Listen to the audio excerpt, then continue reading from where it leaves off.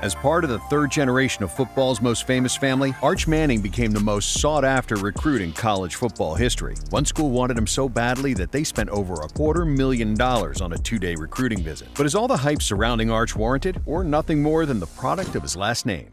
While everybody... Arch Manning is stepping into the spotlight as college football's most famous player, and now he's finally getting his chance to start.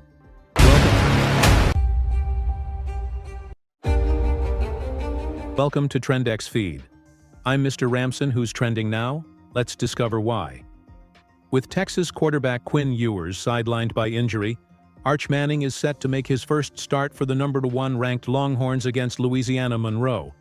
While Manning's name has long been famous, thanks to his legendary family including uncles Peyton and Eli Manning, this will be his first true test on the big stage.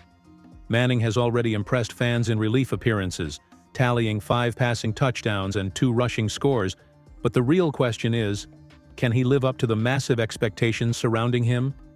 His debut has generated national attention, and with a potential NFL future, Arch Manning's career is just getting started.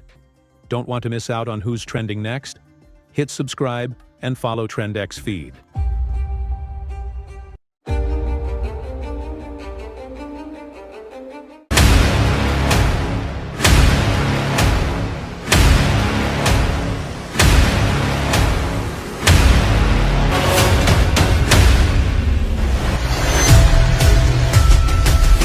Their family actually has a strict ban on playing the sport. The steward of the family, Arch's grandfather and former NFL quarterback Archie, decided that none of his sons would be allowed to play tackle football until it was offered in school. I wouldn't let them play tackle football, so they had to wait till junior high to play football. And even with all the advancements in player safety over the years, Arch's dad, Cooper, refused to make an exception for him. So, up until middle school, Arch was only allowed to play flag football. It's fair to question whether this decision would stunt his development as a player, but football's in Arch's blood. He attended the same school both of his uncles did, Isidore Newman, a prep school in New Orleans, and by the spring of his 8th grade year, Arch was already practicing with the varsity team. Him being out there at such a young age was not just a move designed to generate publicity or show respect to the Mannings. Newman's head coach Nelson Stewart even said, "As Arch started here in middle school, I think everybody's goal has been to just give him as normal a life as we can, but it was immediately clear that he belonged on the field, regardless of his age or last name." In fact, Stewart still remembers the first time Arch took a snap with the first-team offense. On that play, Arch noticed that the defense was shifting from a cover 3 scheme, with corners and safeties protecting the deep thirds of the field, to cover 1, with all but a safety playing man-to-man. Arch checked at the line of scrimmage and fired a 50-yard touchdown pass. This level of poise and presence from such a young player was so uncommon that it blew away anyone watching. It was also the main reason why Stewart felt comfortable enough doing something with Arch that neither Eli nor Peyton had done back in their day. Arch became the first freshman quarterback to start Newman's season opener in over 40 years. Up until that point, his family had tried their best to keep him out of the spotlight and let him have a normal childhood, but once he was named QB1, everything changed. That year, Manning exploded onto the scene, throwing for nearly 2,500 yards and 34 touchdowns on his way to being named Max Prep's National Freshman of the Year. There was no hiding from the media anymore, as everyone wanted to hear what he had to say.